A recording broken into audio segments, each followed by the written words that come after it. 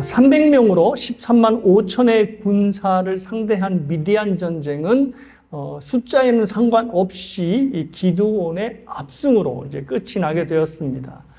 미디안 군사들이 갑자기 나타난 이 기드온 군사의 300용사들이 내는 나팔 소리, 그리고 항아리 깨는 소리, 그리고 뭐 여호와를 위하여, 기드온을 위하여라고 외치는 이 소리에 겁을 잔뜩 집어먹고 서로 칼을 휘두르는 바람에 이들 모두가 이제 자멸하게 된 것입니다. 자기들끼리 서로 죽이고 또 서로 휘두르는 칼 때문에 도망가기에 바쁘게 그렇게 전쟁이 마무리가 되어가고 있었습니다. 그러니까 사실은 손도 대지 않고 이제 코를 푼 셈이 되었습니다. 하나님께서 늘 사사에게 승리를 주셨듯이 사사이신 기드온에게 승리를 주신 것입니다. 자, 그러면 우리가 지금까지 사사기를 쭉 읽었듯이 이제 나올 내용이 하나님께서 기드온에게 승리를 주셨고, 그래서 그 땅이 몇 년 동안 평온하니라 라고 이제 끝났어야 됐습니다. 그러니까 기드온의 이야기가 사실은 7장에서 끝났어야 되는 거죠. 자, 그런데 저와 여러분이 읽던 대로 8장이 등장이 됩니다. 그리고 8장도 다름이 아니라 이제 기드온이 미디안의 전쟁을 이제 계속해 나가는 그런 모습을 볼 수 있습니다. 전쟁이 끝난 것 같은데 전쟁이 다시 시작되고 있는 것으로 지금 보여지고 있습니다. 8장의 내용을 여러분이 읽으셨지만 요약하면 처음부터 조금 이렇게 짚어가시면 내용은 이렇습니다. 하루셈의 전투에서 살아남은 미디안의 잔당들이 있었습니다. 워낙 군사들이 많았으니까요. 서로 죽이고 죽였어도 굉장히 많은 15,000의 군사들이 남았던 거지요. 그러자 기드온이 집으로 돌아간 군사들, 그러니까 겁먹어서 돌아가고 물 먹는 어떤 그런 자세 때문에 돌려보낸 군사들을 다시 불러 모으는 겁니다. 왜냐하면 도망하는 미디안의 잔당들을 이제 끝내기 위해서 라고 이제 다시 불러들인 분분한 명분이 있는 건데, 여러분이 어떻게 본문을 읽으셨는지 모르겠어요. 기드온이 모으는구나 군사들을 이렇게 생각하셨나요? 아니면 기드온이 이러면 안 되는데 라고 하는 좀 찝찝함이 있으셨는지는 모르겠습니다. 왜냐하면 당연히 찝찝함이 드셔야 돼요. 왜냐하면 하나님께서 군사들을 어떻게 해요? 돌려보내셨죠. 그 돌려보낸 이유가 명확했습니다. 왜냐하면 너희들에게 군사가 많으면 분명히 전쟁을 이기고 나서 우리 때문에 이긴 거야 라고 자랑할 것이 뻔해. 그러니 돌려보내. 그래서 10,000명을 어렵게 모아놨는데 겁먹은 병사들 다 돌려보내고, 그리고 또 물 먹는 자세에서 돌려보내고, 그래서 300명을 남겨놓았는데 지금 다시 역으로 기드온이 돌려보낸 군사들을 모으고 있는 것입니다. 하나님이 뭐라고 걱정하셨냐면, 명령하셨냐면, 너희들이 자랑할까 두렵다. 두렵다는 말씀하셨지만, 자랑할까 하노라 하고 돌려보냈는데, 그렇게 다시 모아지자, 이제 하나님께서 염려하시던 그 지점이 다시 나타납니다. 에브라임 지파가 기드온에게 와서 자신의 공과를, 이전에 공치사를 하는 겁니다. 1절을 보시면 이렇습니다. 에브라임 사람들이 기드온에게 이르되, 내가 미디안과 싸우러 갈 때 우리를 부르지 아니하였으니 우리를 이같이 대접함은 어찌 됨이냐 하고 그와 크게 다투는지라. 자, 이들의 주장은 이겁니다. 처음부터 미디안 전쟁에서 자기들을 불렀다면 더욱더 혁혁한 공을 세웠을 건데 왜 우리를 배제했냐? 처음부터 왜 소외시켰느냐? 와서 따지는 겁니다. 자, 그런데 여러분이 본문을 보시면 7장을 보시면 기드온이 안 불렀던 게 아닙니다. 물론 콕 집어서 에브라임을 부르진 않았지만 6장 34절을 보시면, 화면을 보시면요, 기드온이 뭐를 불었다고요? 나팔을 불었다고 되어 있습니다. 근데 이 나팔은 그냥 나팔이 아니라 군사를 소집하는 나팔입니다. 그러니까 기드온이 나팔을 불므로 이 이스라엘 군사를 소집한 겁니다. 자기 므낫세 지파 말고 그 주변의 지파 사람들한테요. 자, 그런데 이 나팔 소리를 듣고 에브라임 지파가 응답을 안 한 겁니다. 나팔 소리를 못 들은 것 아닐까요? 그런데 에브라임의 위치를 보면, 지도에서 보면 저 므낫세 지파 바로 밑에 에브라임 지파가 위치해 있습니다. 그러니까 에브라임이 기드온이 부르는 나팔 소리, 그리고 군사를 모집한다는 소식을 못 들을 리가 없었겠지요. 그런데 기드온이 나팔 소리, 군사를 소집한다는 이 나팔 소리에 이 에브라임 지파가 응답을 하지 않은 것입니다. 자, 그리고 지금 이제 여러분이 7장을 읽어서 아시겠지만 적들의 수장의 목을 벤 사람들이 에브라임 지파였습니다. 그래서 지금 에브라임 지파가 그 목을 들고 기드온에게 찾아온 겁니다. 그러니까 생색을 내기 위해서 이제 한 거죠. 그러니까 그들의 전례는 이겁니다. 자, 우리가 적장의 목을 뱄지, 우리가 늦게 참여했어도 이렇게 이길 수 있었잖아. 근데 우리가 처음부터 참여했으면 얼마나 더 이 전쟁을 쉽게 이겼겠니? 라는 것을 지금 이렇게 항의로 보여주고 있는 겁니다.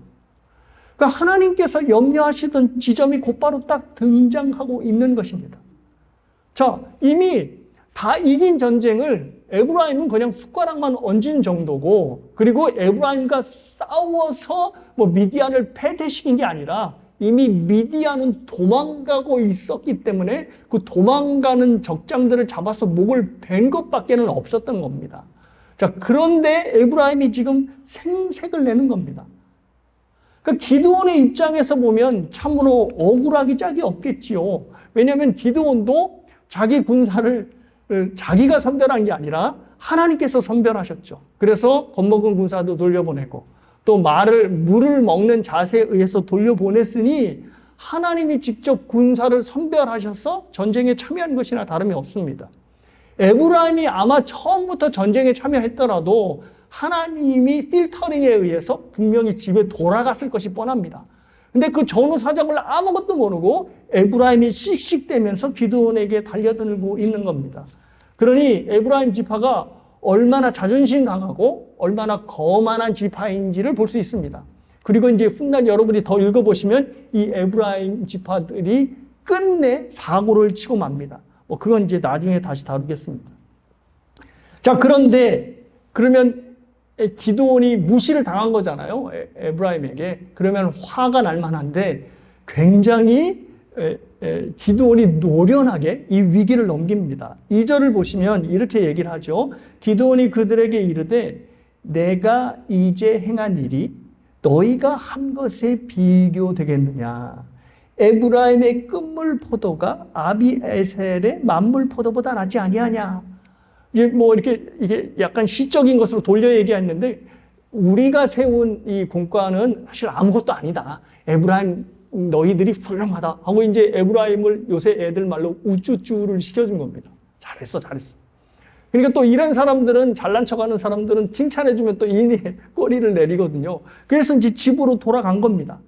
자, 그러면 이제 전쟁이 끝났다고 볼 수 있겠죠. 그래서 전쟁이 이제 끝났구나라고 생각이 되는데 4절을 보니 기드온이 300용사를 데리고 요단을 건너서 추격을 다시 시작합니다. 자, 그런데 그 이유가 미디안의 두 왕 세바와 살문나를 잡기 위해서입니다. 여러분이 8장 전체를 다 읽어서 아시겠지만 18절, 19절을 보니까 이 세바와 살문나의 군대가 이 기드온의 형제를 죽인 것으로 보고가 된 모양입니다. 그래서 기드온이 나의 형제를 죽인 이 세바와 살문나를 쫓아서 가는 것입니다. 자, 이것이 별것 아닌 것 같지만 큰일입니다. 왜냐하면 하나님께서는 이 미디안의 전쟁을 왜 일으키셨죠? 미디안으로부터 이스라엘을 구원하기 위해서 이제 기드온을 사사로 세우신 겁니다.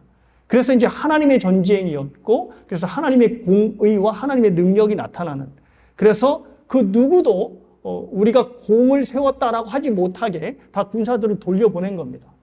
그래서 여호와의 전쟁이었던 거죠. 자, 그런데 기드온이 전쟁을 끝내지 않고 요단을 건너서 세바와 살문나를 추격함으로 기드온의 복수를 위한 전쟁으로 지금 그 전쟁이 변질되어 가고 있는 것입니다. 여호와의 전쟁이 아니라 기드온의 복수극으로 전쟁이 바뀌고 있는 거죠. 자, 그래서 그 다음에 일어나는 과정을 보면 하나님의 공의와는 전혀 거리가 먼 모습들이 나타납니다. 세바와 살문나를 여러분이 읽으셔서 알겠지만 추격하는 과정에서 동족인 숫곳 사람들과 부두엘 사람들을 죽이는 일까지 일어나게 됩니다. 뭐 내용은 아시겠지만 도움을 요청하죠. 내 군사들에게 좀 먹을 것을 달라 했더니 이 숫곳 사람들이 거부를 하게 됩니다. 그래서 이곳에서부터 이제 기드온이 복수심을 갖게 되죠. 6절에서 9절 말씀 읽어드릴게요. 숫곳의 반백들이 이르되 세바와 살문나의 손이 지금 내 손 안에 있다는 거냐? 어찌 우리가 내 군대에게 떡을 주겠느냐 하는지라. 기드온이 이르되 그러면 여호와께서 세바와 살문나를 내게 넘겨주신 후에 내가 들과 시와 찔레로 너희 살을 찢으리라 하고 거기서 분우엘로 올라가서 그들에게도 그같이 구한즉 분우엘 사람들의 대답도 숫곳 사람들의 대답과 같은지라. 기브온이 또 분우엘 사람에게 말하여 이르되 내가 평안히 돌아올 때에 이 망대를 헐리라 하니라. 자, 당시 전쟁에서 이기면요 적장들의 손을 잘라서 전리품으로 가지고 다녔습니다.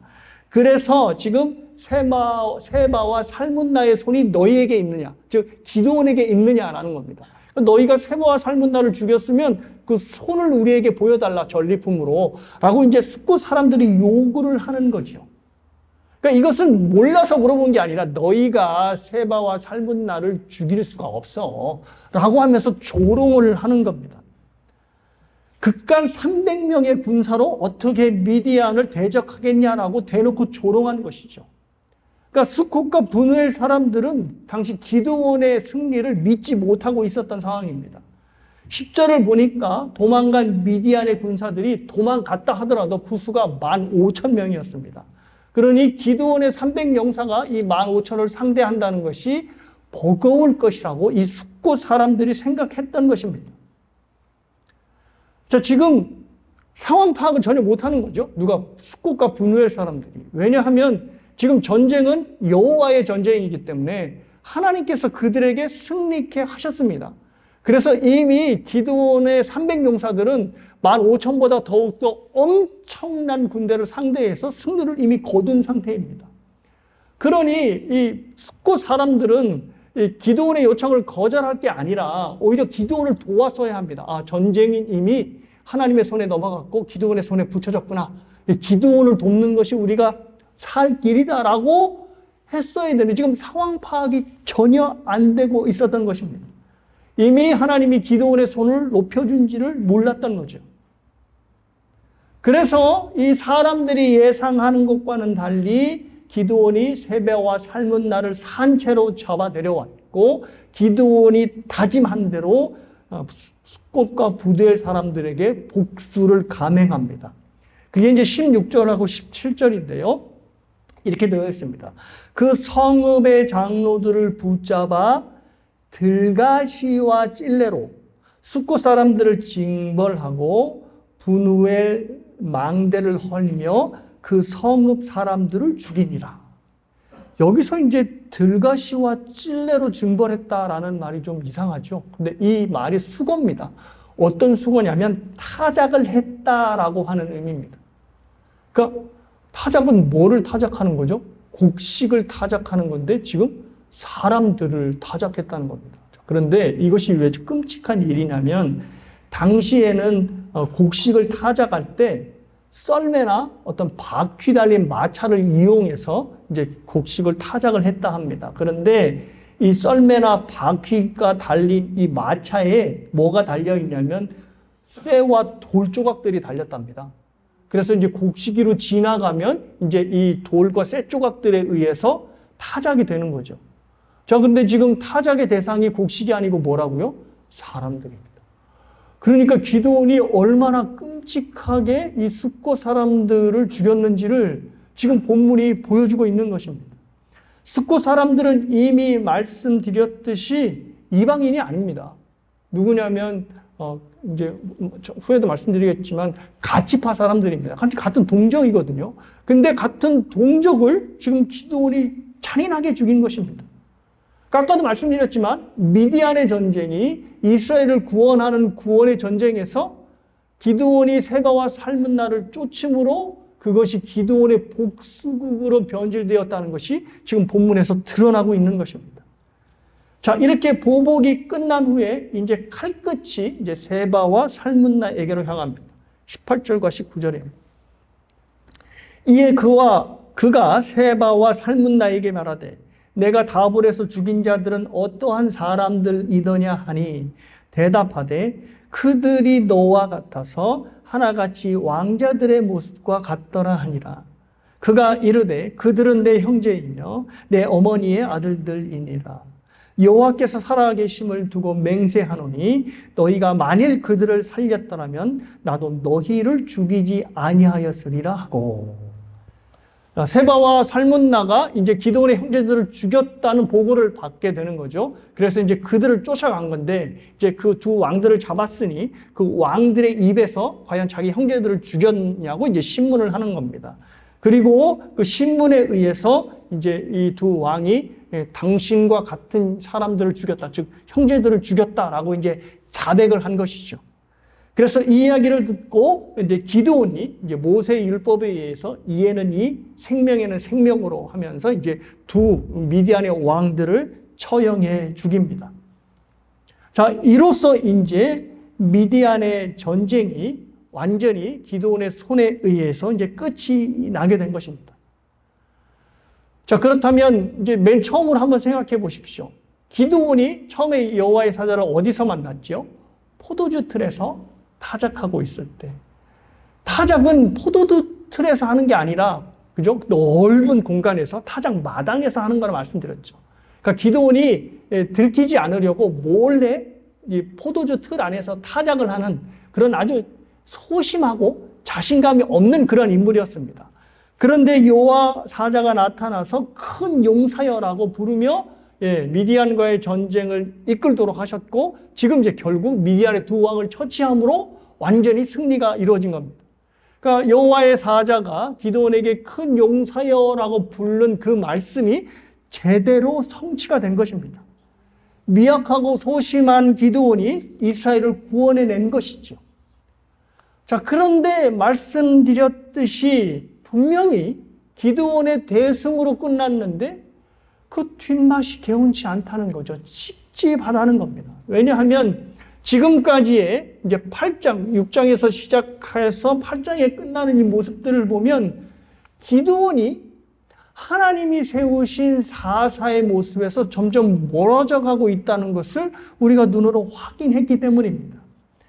이스라엘을 구원하기 위해 시작된 전투가 세바와 살문나를 추격하기 시작하면서 그것이 여호와의 전쟁이 아니라 기드온의 복수국으로 가고 있다는 것을 우리가 확인하였습니다. 그리고 그 과정에서 도와주지 않는 스콧과 부두엘 사람들, 즉 자신의 동족들을 아주 잔인한 방법으로 살해하고 말았습니다. 힘센 에브라임 지파에게는 기드온이 어떻게 했죠?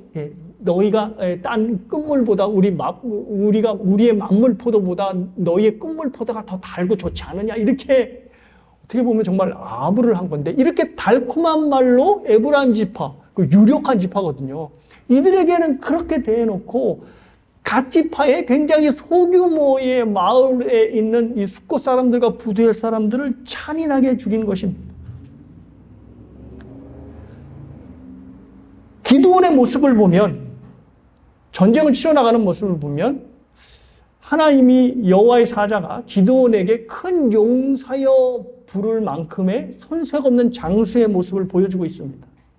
미천한 가문의 기드온이 300용사로 무려 13만 5천의 연합군을 격파하였고, 또 에브라임이 시비를 걸자 거기에 섣불리 대항하지 않고 아주 그럴싸한 칭찬으로 위기를 딱 넘겼습니다. 그러니까 벌써 외교적 능력도 아주 탁월한 것이죠. 그리고 자신을 돕지 않는 스콧과 부누엘을 처단하는 단호함을 보여주었고, 또 지친 군사들을 이끌고 끝내 그들을 격려하여서 이 세바와 살문나를 끝장을 내는 아주 용단을 보여주었습니다. 그러니까 장수로서의 이력을 본다면 정말로 기드온은 큰 용사임에 틀림이 없는 것입니다. 자, 그래서 그랬는지는 몰라도 백성들이 다른 사사에게는 있지 않았던 일들을 행합니다. 그게 뭐냐면 기드온을 뭐로요? 왕으로 추대하려고 하는 거지요. 그래서 22절과 23절을 보시면 이제 이렇게 나옵니다. 그때에 이스라엘 사람들이 기드온에게 이르되 당신이 우리를 미디안의 손에서 구원하였으니 당신과 당신의 아들과 당신의 손자가 우리를 다스리소서 하는지라. 기드온이 그들에게 이르되 내가 너희를 다스리지 아니하겠고 나의 아들도 너희를 다스리지 아니할 것이요 여호와께서 너희를 다스리시니라 하는지라. 기드온이 굉장히 결정을 잘한 것 같죠. 기드온은 이스라엘이 왕이 없는 게 아니라 하나님이 이스라엘의 왕인 것을 알고 있었습니다. 그래서 이스라엘의 왕이시니 특별히 사람의 왕을 세우지 않아도 왕이신 하나님께서 이스라엘에게 명령하시니 이스라엘은 왕이 필요 없다라고 생각을 한 것입니다. 그래서 자신의 모든 전쟁도 보면 자신이 큰 용사로 활동을 했던 것도 하나님께서 자신을 용사로 세워주셨기 때문에, 즉 왕이신 하나님이 자신을 용사로 세워주셨고 또 군사들을 뽑아주셨기 때문에 이미 이스라엘은 왕이 필요 없다고 기드온이 확신했던 것입니다. 그래서 왕이 되어주십시오 라고 요구하는 백성들의 요구를 기드온이 딱 거절을 한 것입니다. 근데 여기까지는 상당히 좋은 것 같았는데 그 다음에 기드온의 행보를 보니까 그게 아닙니다.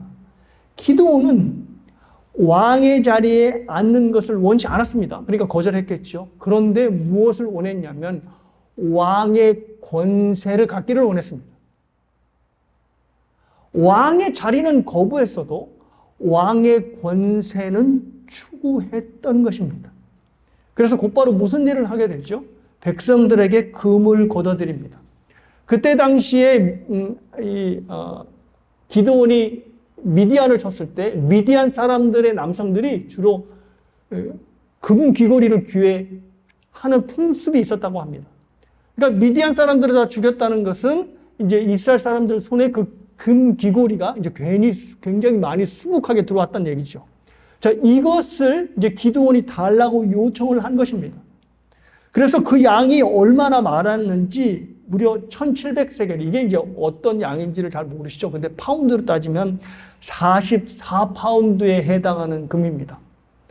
요즘 금값이 천정무지지요. 44파운드 금 가져가면 굉장히 돈이 많이 받을 수 있을 겁니다. 그러니까 엄청난 금을 걷어들였다는 얘기죠.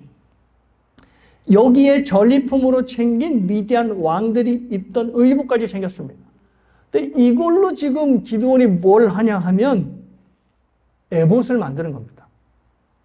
왜 난데없이 에봇? 근데 에봇은 여러분이 그림에 보시다시피 저겁니다. 대제사장, 그러니까 제사장 아무나 입을 수는 없고 대제사장, 하나님이 딱 한 사람만 지정하는 대제사장이 제사의 직무를 관장할 때 저 앞에 앞치마, 저기 이제 이렇게 씌우는 저게 이제 에봇이라는 건데, 저기 이제 앞에 12지파에 이제 보석이 흉배에 달려 있고 또 어깨에 6개씩 보석이 달려 있는데, 저거는 대제사장만 입는, 그러니까 일반적인 옷이 아닙니다. 대제사장이 하나님 앞에 나아갈 때 입는 특별한 의복인데, 아니 이것을 기드온이 금으로 만들고 또 이 미디안 왕들의 의복으로 저렇게 짜서 만들었다는 것입니다. 지금 이제 이것을 보면 기드온이 뭘 염두에 두고 있냐면, 이제 왕의 자리를 거부했죠. 근데 왕의 권세를 취하고 더 나아가서 제사장의 직분까지도 넘보고 있다는 것을 의미합니다. 제사장은 어떠한 사람이죠? 바로 하나님과 백성 사이를 중보하는 거죠. 그래서 백성들이 하나님께 단번에 나아갈 수 없으니까 제사장을 통해서 나아가는 건데, 지금 기드온이 저 제사장의 행세를 하겠다는 겁니다. 그러니까 무슨 의미냐면 자기를 통해서 하나님을 만나고 하나님께 나아가라는 겁니다. 그래서 에봇을 딱 이게 하나님께 드려질 예물이면 하나님께 드려져야죠. 그런데 이것을 자기 성인 오브라에 두었다는 것입니다. 그러니 사람들이 이것을 보며 음란하게 섬기는 거죠. 음란하다는 성경의 표현은 이게 성적인 표현도 되지만 하나님과의 관계에서 하나님께 충성하지 않고 다른 것을 섬겼을 때 음란하다는 표현이 어김없이 등장하는데, 지금 기드온이 만든 에봇으로 인하여 이스라엘 사람들이 완전히 그 에봇의 마음이 뺏긴 채 우상으로 섬기고 있는 것입니다. 그래서 27절을 보면 이렇게 평가하고 있죠. 뭐라고 평가하냐면 기드온이 그 금으로 에봇 하나를 만들어 자기 성읍 오브라에 두었더니 온 이스라엘이 그것을 음란하게 위함으로 그것이 기드온과 그의 집에 올무가 되니라. 그리고 이 올무가 된 것은 그 다음 여러분이 읽으실 9장에 적나라하게 드러납니다. 어떻게 올무가 되어 완전히 이 므낫세 지파와 이스라엘을 큰 악영향을 주었는지가 나타납니다. 그러니까 다음에 이제 9장에서 이제 살펴보겠습니다. 기대하십시오. To be continued. 이렇게 되는 겁니다. 자, 그런데 이제 우리 여기서 이제 기드온의 이야기가 일정 마쳤는데, 기드온이 살아온 과정을 보면 하나님께서 우리에게 요구하시는 믿음의 모습이 무엇인지를 알게 합니다. 기드온의 인생을 생각해 보시면 기드온이 양 극단에 있었다는 것, 이렇게 그래프를 보면 가장 정점에 위치한 때가 있었고 또 가장 밑바닥에 있었던 때가 있었습니다. 기드온이 가장 밑바닥에 있었을 때는 언제일까요? 바로 포도주 틀에서 몰래 타작을 하고 있었을 때, 이때가 기드온의 인생에서 가장 소심하고 가장 자신감 없고 이렇게 살아야 되나? 라고 완전히 자신감이 뚝 떨어져 있을 때였습니다. 그래도 어떻게 먹고는 살아야지 하면서 포도주출에서 간신히 자기 먹을 것, 가족들 먹을 것을 타작했던 그때가 가장 밑바닥의 모습입니다. 그 모습을 보면 기드온은 배경적으로나 기질적으로나 능력적인 면에서 절대 용사가 되지 못할 사람이었습니다. 자, 그런데 하나님께서 나타나셔서 기드온에게 뭐라고 얘기하시죠? 큰 용사여 라고 이야기합니다. 큰 용사가 전혀 아니죠. 이렇게 소심한 사람이. 그리고 그 다음에 펼쳐지는 내용도 보면 하나님께서 분명히 너는 미디안에서부터 이스라엘을 구원하라 했는데 그것을 못 받아들이니까 무려 3번이나 표징을 요구하게 되죠. 그리고 그것도 안 되니까 하나님께서 미디안으로 기드온을 보냅니다. 그때 기드온을 보내는 것도 혼자 보내지 않고 사람을 붙여서 같이 보냅니다. 그래서 미디안 군사들이 나누는 꾼 얘기를 듣고 비로소 우리가 이겼구나라고 하는 마음을 먹게 됩니다. 그러니까 기드온이 큰 용사로서의 건질 수 있는 모습은 아무것도 없다는 겁니다. 자, 그런데 그 이후에 이제 어떻게 해요? 나약한 모습으로 계속해서 살지 않고 기드온이 하나님이 주신 용기로 인하여서 미디안 군대들을 격파합니다. 그래서 기세를 몰아서 세바와 살문나를 쫓아가 끝장을 내고, 그래서 그 용 모습을 보고 와, 저 사람은 왕감이다 라고 하면서 백성들이 왕으로 세우려고 했던 것입니다. 그래서 여호와의 사자가 기드온에게 큰 용사여라고 하는 말이 이래서 성취가 되는구나 라고 우리에게 뿌듯함도 줍니다. 그런데 그렇게 큰 용사가 된 과정들을 보면, 그리고 그 모든 사람들이 왕으로 삼고 싶을 만큼 그가 큰 용사가 되었을 때 그의 모습은 아이러니하게도 하나님이 원하시는 큰 용사와는 거리가 먼 사람이 되었습니다. 동족을 죽이고, 그리고 이미 자신의 수하들을 종처럼 부리기를 시작하였습니다. 그래서 흥미로운 것은 여러분이 5절을 보시면 한국 성경에서는 그게 잘 안 나타나는데요. 숫곳 사람들에게 떡을 요청하면서 나를 따르는 백성에게 떡을 좀 주라 라고 이제 말을 하죠. 근데 이 따르는 이라고 하는 히브리어를 직역하면 내 발밑에 있는 사람들이라고 하는 뜻입니다. 그러니까 어떤 모습인지 연상이 되시죠? 자기랑 목숨 걸고 지금 세바와 살문나를 추격하는 300용사들을 기드온은 내 발밑에 있는 것들인데, 것들이라고는 하지 않았지만 그런 뉘앙스죠. 내 발밑에 있는 것들인데 떡 좀 줘. 이렇게 이야기를 한 겁니다. 그러니까 이미 기드온은 어떤 정점, 즉 왕의 정점에 올라가서 사람들을 다루고 있었던 겁니다. 그러니 숫곳과 부두엘 사람들을 그렇게 잔혹하게 죽였던 거죠. 사람들이 인정할 만한 큰 용사가 되었는데 그는 이방의 폭군처럼 변해갔다는 것입니다. 하나님의 눈에 기드온이 어떻게 보였을까요? 큰 용사가 아니라 하나님의 눈에는 한없이 작은 용사로 보였을 것이 분명합니다. 그래서 오늘 설교 제목이 뭐였죠? 작은 용사 기드온입니다. 기드온의 첫 설교 제목이 뭔지 아세요? 큰 용사 기드온. 가장 자신 없었을 때 기드온을 하나님은 큰 용사로 불렀는데 가장 자신이 충만한 그때에 기드온은 작은 용사가 된 것입니다. 사랑하는 여러분, 우리가 잘 알고 있는데 한편으로 너무나 잘 잊게 되는 진리가 있습니다. 그것은 바로 뭐냐면 우리가 하나님 앞에서 늘 작은 자가 되어야 한다는 것입니다. 세상은 이 작은 자가 된다는 것을 겸손이라고 표현을 합니다. 그런데 성경에서 말하는 겸손과 세상이 말하는 휴밀리에이션은 다릅니다. 세상이 말하는 휴밀리에이션은 뭔가 하면 모든 것을 다 갖춘 사람이 그냥 외적으로 나 그런 거 아니야. 나 그렇게 너희들이 생각하는 만큼 대단하지 않아. 이렇게 얘기를 하는 거를 겸손이라고 얘기를 하는 거죠. 가령 예를 들면 공부를 무지무지하게 한 박사님이 사람들의 칭찬을 받자 사실은 저는 제 분야밖에는 잘 아는 게 없습니다. 다른 것들은 잘 몰라요 라고 얘기할 때 우와 우리 박사님 너무 겸손하다라고 하지. 근데 성경이 말하는 겸손은 그런 겸손이 아닙니다. 사람들 앞에서의 겸손이 아니라 하나님 앞에서의 겸손입니다. 다 갖춘 사람이 그냥 내숭 떨면서 없습니다 하는 겸손이 아니라 하나님 앞에서 나는 아무것도 아닙니다. 나는 죽을 수밖에 없는 쓸모없는 벌레 같은 존재입니다. 이것이 바로 하나님 앞에서의 낮은 자의 모습입니다. 그래서 성경은 우리에게 항상 우리의 정체성을 뭐로 주시시키냐면 죄인이라는 말로 주시시킵니다. 죄인이라는 말은 죄를 지었기 때문에 죄인이라는 의미도 있지만 하나님 앞에서 쓸모없고 가치 없는 존재라는 것을 드러낼 때 이 죄인이라고 하는 단어가 사용되는 것입니다.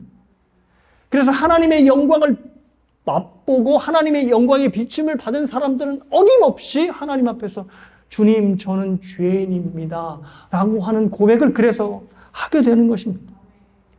사랑하는 여러분, 바로 이 모습이 기드온이 포도주 틀에서 타작하고 있는 모습입니다.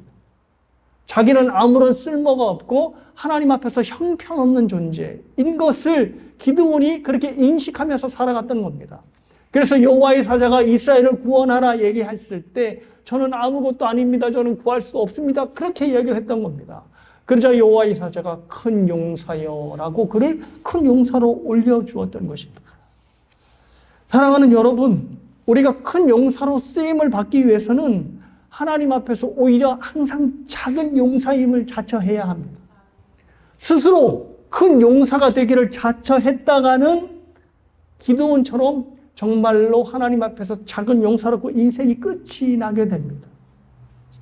작은 용사로 자기를 취급하여서 항상 하나님을 붙들고 의지하게 될 때 하나님이 우리를 힘을 주시는 겁니다. 그래야 비로소 그 힘을 받고 큰 용사가 되는 거죠. 그런데 우리는 이 사실을 너무나 잘 잊어버립니다. 그래서 우리가 약해질 때마다 어떻게 해요? 속상하고 허무하고 그리고 처량해지는 것입니다. 자신의 약함을 하나님을 의지하고 하나님을 붙드는 기회로 삼지 않고 자신의 약함을 견디지 못하는 겁니다.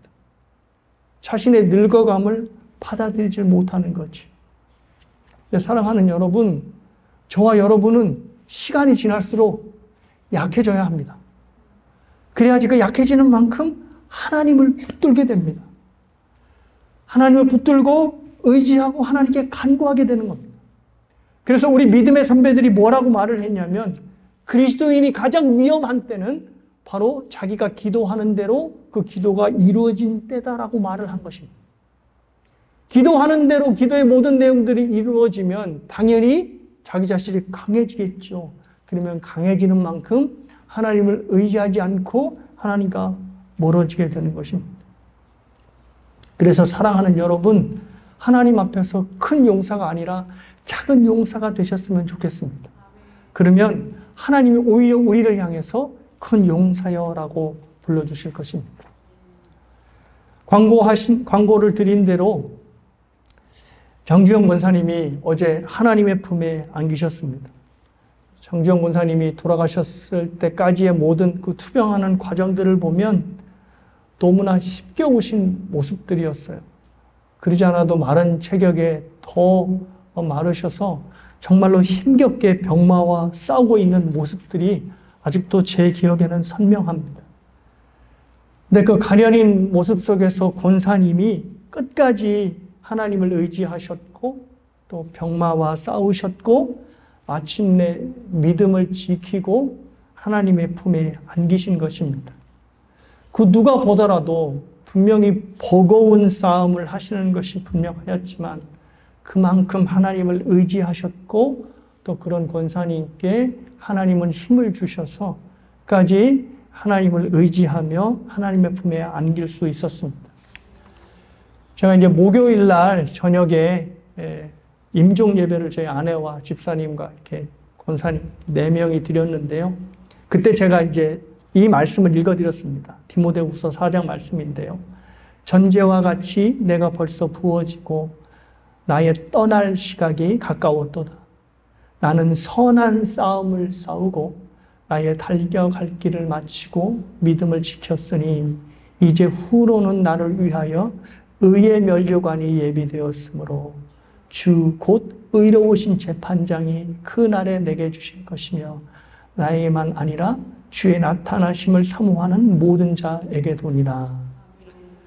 이 디모데후서 4장은 사도 바울이 자신의 죽음을 직감하고 이제 유언과 같은 말씀을 디모데에게 남긴 겁니다. 근데 사도 바울이 자신의 인생을 정리하면서 뭐라고 얘기하냐면 나는 선한 싸움을 끝마쳤다라고 이야기를 합니다. 그러니까 저와 여러분이 사도 바울뿐만 아니라 인생의 과정이 다 싸움입니다. 우리 안에 있는 죄와 싸우고 또 하나님을 대적하는 사람들과 싸우고 또 공중 권세 잡은 자들 사탄과 싸우는 겁니다. 그 싸움 안에서 저와 여러분이 하나님을 붙들고 의지하며 작은 용사로 살아가는 겁니다. 근데 그 싸움은 우리의 외로운 싸움이 아니라 하나님께서 우리에게 힘주시고 능력을 주시는 큰 용사의 싸움이 되는 것입니다. 그 싸움을 우리 권사님은 하나님이 주신 힘으로 인하여 큰 용사의 삶으로 마감하셨고 그리고 그 모습을 저와 여러분에게도 동일하게 기대하시고 있으리라 생각합니다. 권사님 그리고 하나님께서 우리에게 바라시는 큰 용사의 모습 그것은 아이러니하게 우리가 하나님을 의지하고 작은 용사로 매달릴 때 나오게 된다는 것을 기억하시고 작은 용사로 하나님을 의지하고 붙들며 살아가는 여러분 모두가 되시길 주님의 이름으로 축복합니다.